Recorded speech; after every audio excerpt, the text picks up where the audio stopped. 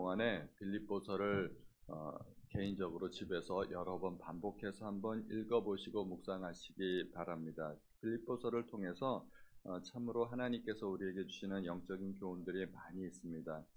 빌립보서는 기쁨의 서신이라고 알려져 있는데 빌립보서를 많이 읽다 보면은 기쁨을 발견할 수 있게 됩니다. 사도 바울의 기쁨, 그리고 성도들에게 기뻐하라고 그렇게 이야기하고 있습니다. 바울 자신도 기뻐할 수 없는 상황인데 굉장히 기뻐하고 있고, 성도들에게도 별로 그렇게 기뻐할 만한 상황이 아니고 오히려 고난이 있고 환난이 있는데 기뻐하라고 강조하고 있습니다. 12절에 보면 형제들아 내가 당한 일이 도리어 복음 전파에 진전이 된 줄 너희가 알기를 원하노라. 여기서 당한 일, 무슨 일을 당했을까요? 바울이 당한 어떤 일이 있는데 그게 13절입니다. 이러므로 나의 매임이 그리스도 안에서 모든 시위대왕과 그 밖의 모든 사람에게 나타났다고 이야기합니다. 매임. 이제 이 단어를 통해서 우리가 알 수 있는 것은 바울은 지금 매여 있구나, 옥에 갇혀 있는 상황이라는 것을 우리가 알 수 있게 됩니다. 빌립보서는 옥중서신입니다. 바울은 지금 옥에 갇혀 있는 상황입니다. 그러면은 자유가 제한되고 오히려 복음도 잘 전파하지 못하지 않습니까? 그게 좋은 상황일까요? 나쁜 상황일까요? 나쁜 상황입니다. 별로 좋은 상황이 아닙니다. 그런데 마지막에 보니까 나는 기뻐하고 또한 기뻐하리라 말하고 있습니다. 아니, 옥에 갇혔는데 뭐가 그렇게 기쁠까요? 자유가 제한되었는데 뭐가 그렇게 기쁠까요? 상황보다 더 중요한 것은 그 상황이 가지는 의미, 그 상황을 통해서 하나님께서 어떻게 일하시는가 하는 것입니다. 그래서 그 상황의 의미를 발견하면 기뻐할 수 있게 됩니다. 상황이 중요한 것이 아니라 그 상황이 가지는 의미가 중요하다는 것입니다. 예를 들어서 제가 밥을 굶었어요.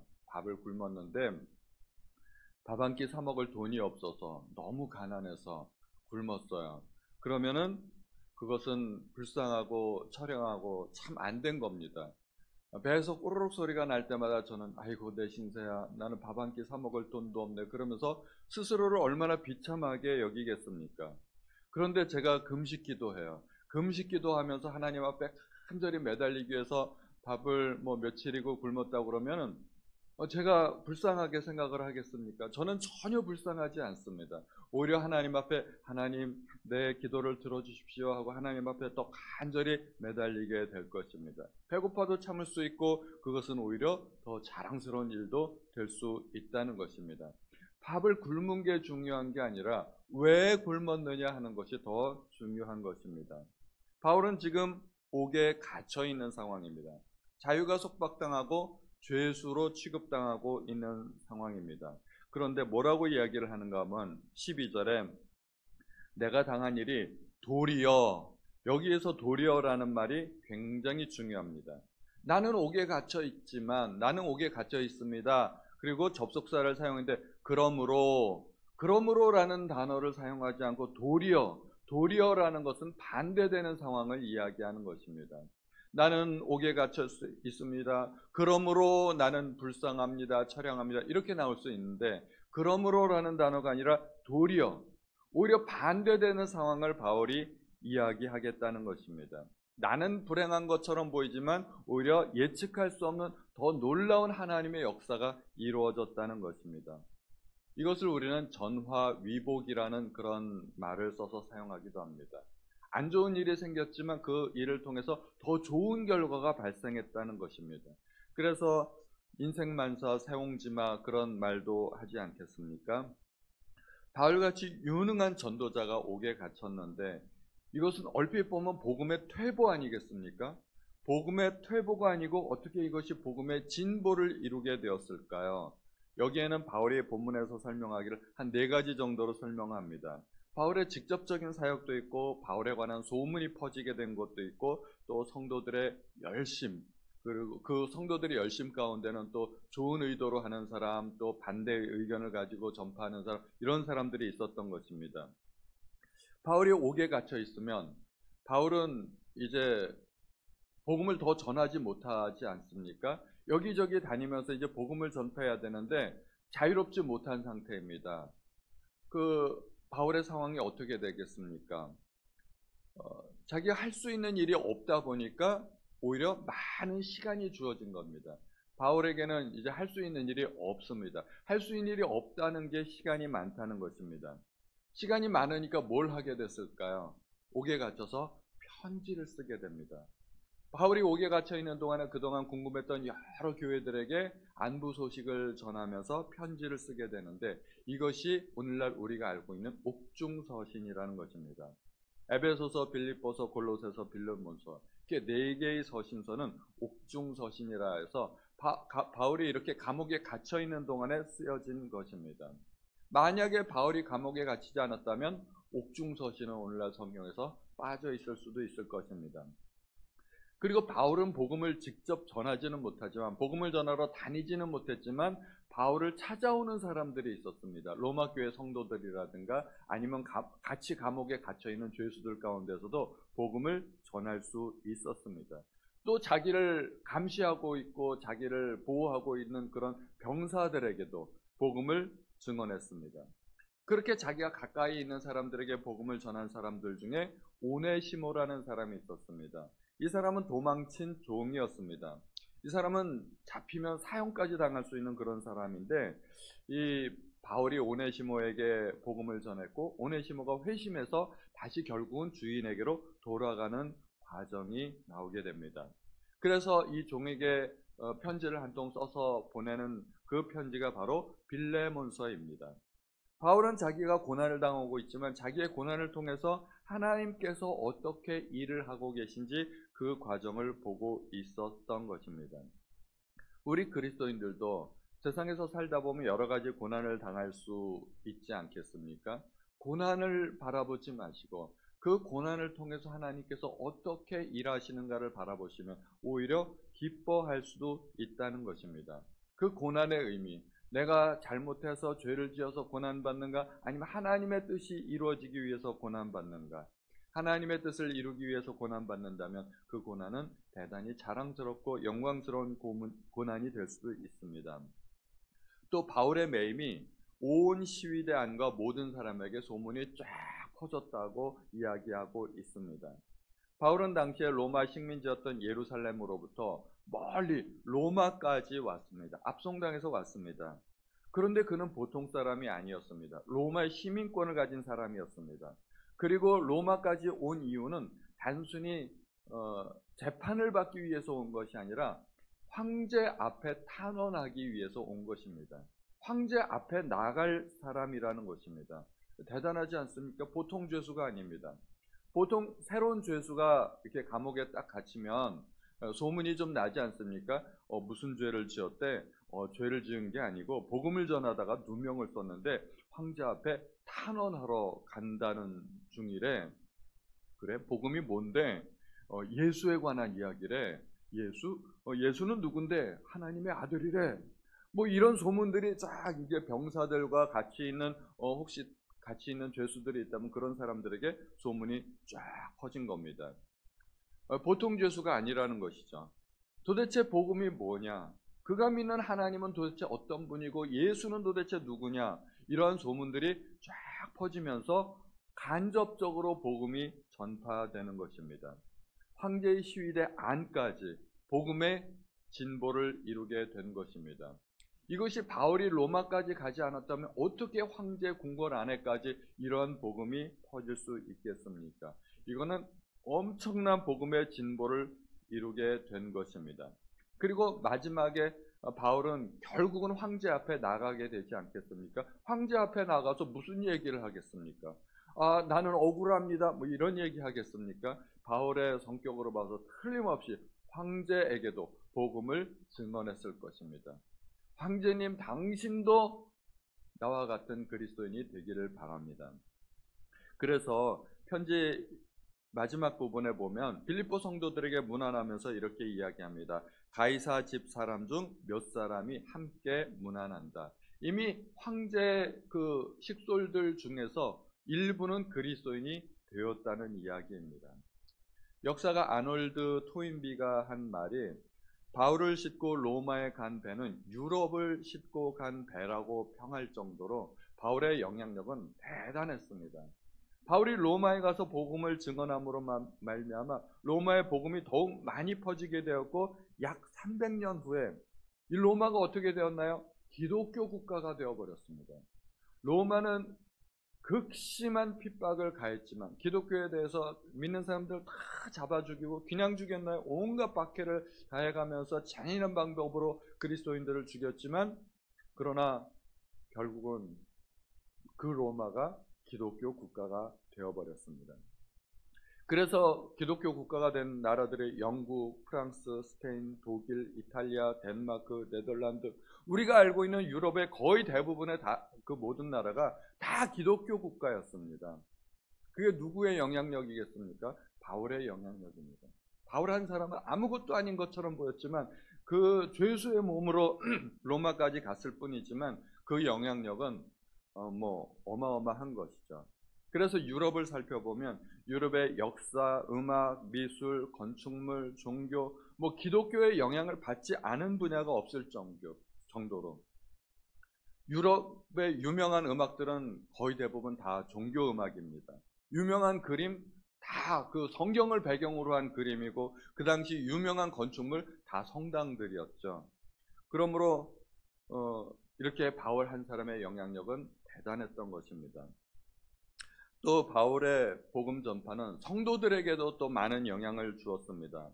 바울이 복음을 전하다가 옥에 갇혔다는 소식을 듣고 성도들이 우리의 그 지도자가 옥에 갇혔구나 그러면서 그것이 성도들에게 많은 도전이 되었습니다. 우리는 가만히 있으면 안 되겠다. 우리도 열심을 내자.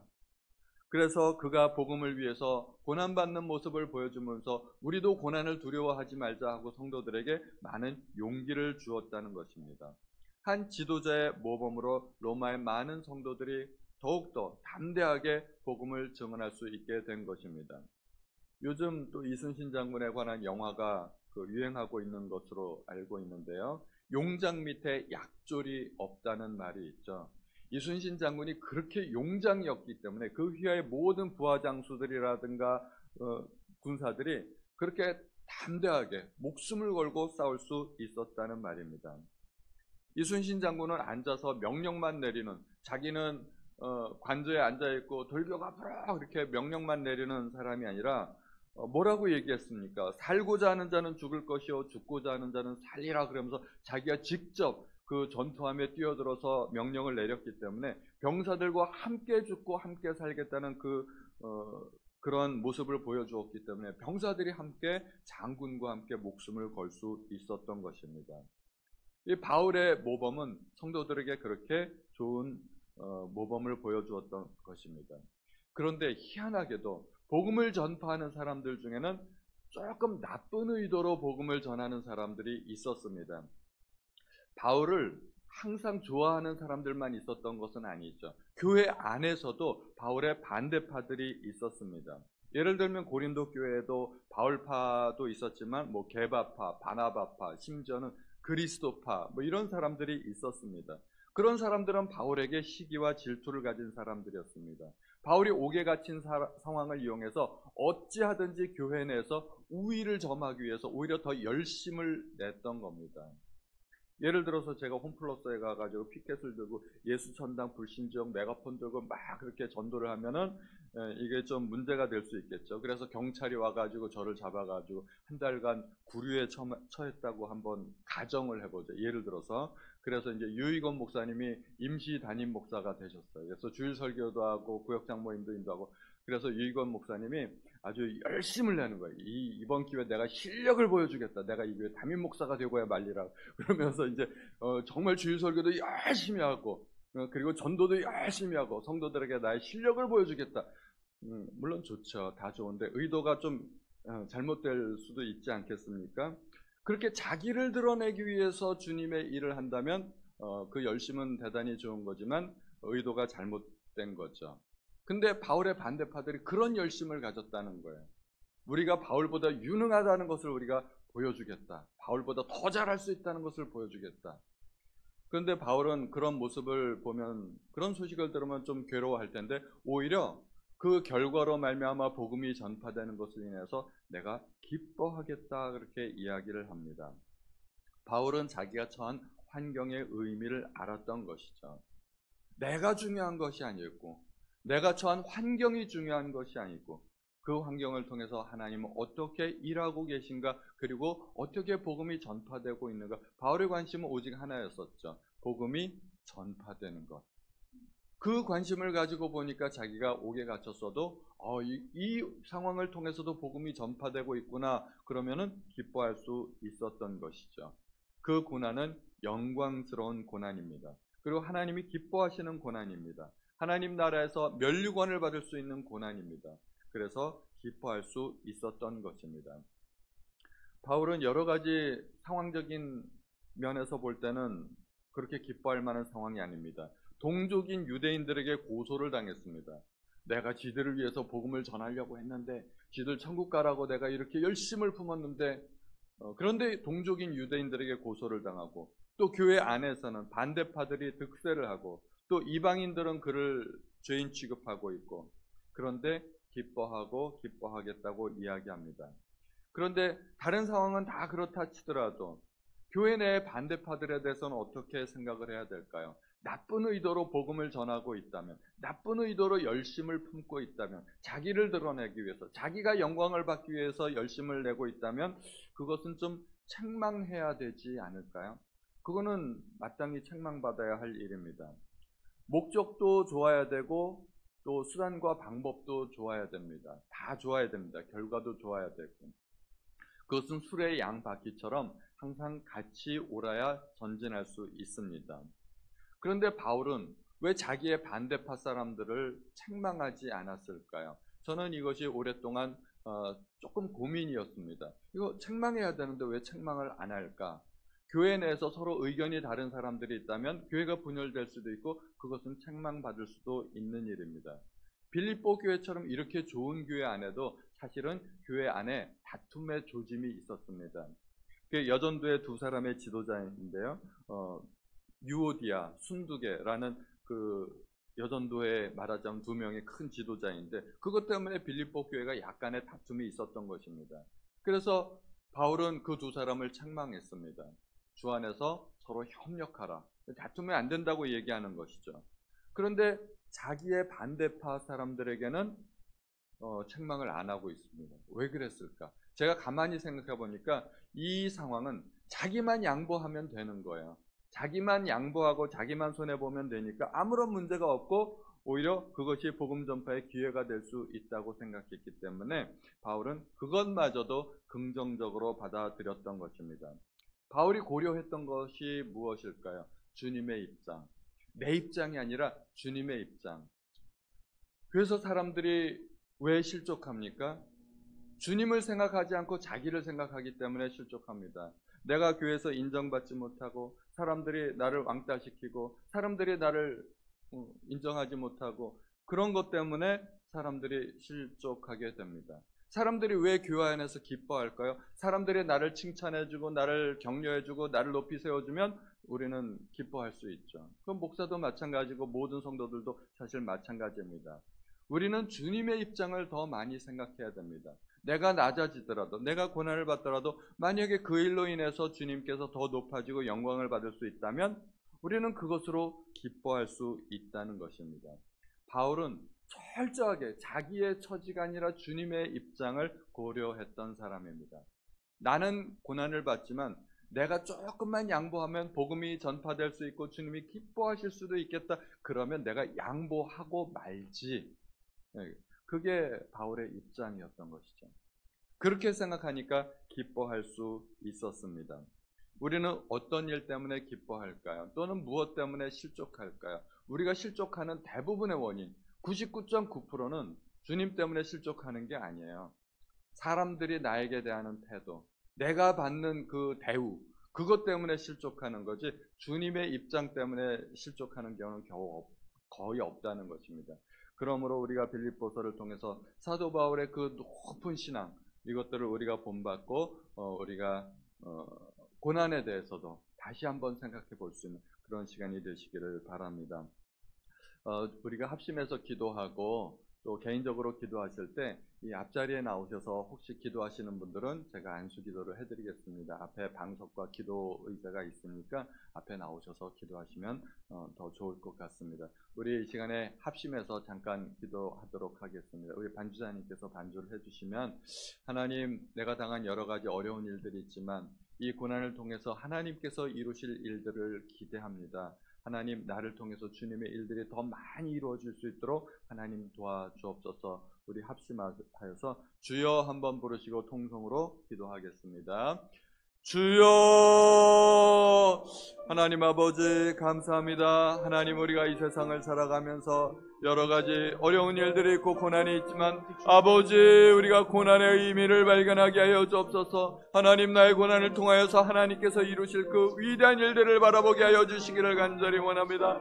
하나님, 우리는 나의 입장 때문에 기뻐하거나 실족하지 않고 오히려 주님의 입장 때문에 내가 기뻐하거나 또는 실족할 수 있는 그런 사람들이 될 수 있기 원합니다. 아버지, 우리 모든 성도님들이 자기보다 더 남을 생각하고 하나님, 자기보다 하나님을 더 생각하는 우리 성도들이 될 수 있도록 아버지 도와주시기 원합니다. 아버지, 특별히 이 특별 새벽 예배를 통하여서 하나님, 우리의 기도가 하나님 앞에 상달되기를 원합니다. 우리가 하나님 앞에 간절히 부르짖고 소원하는 모든 것들이 응답되도록 하나님 도와주시옵소서. 나를 살리신 하나님, 죽음 가운데에서도 나를 살리신 그 하나님만 바라보고 의지할 수 있도록 아버지 도와주옵소서. 하나님, 오늘도 함께 하심을 감사드립니다. 오늘 이 예배를 인해서 하나님 앞에 감사드립니다. 주님, 하나님 아버지 감사합니다. 오늘도 말씀을 통하여 저희에게 은혜를 베풀어 주시니 감사드립니다. 하나님, 저희가 말씀을 들을 때마다 깨닫게 하여 주시고 하나님 앞에 영광과 찬양을 올려드리는 모든 성도님들 될 수 있도록 도와주옵소서. 이 특별 새벽 예배 기간에 저희가 하나님 앞에 간절한 기도 제목을 가지고 드리는 모든 기도에 대해서 하나님 응답하여 주옵소서. 하나님, 저희에게 능력을 베풀어 주시고 은혜를 베풀어 주시기를 간절히 원합니다. 하나님의 은혜 때문에 저희가 살아갈 수 있습니다. 하나님, 은혜를 베풀어 주옵소서. 모든 말씀 우리 주 예수님의 이름으로 기도하였습니다. 아멘.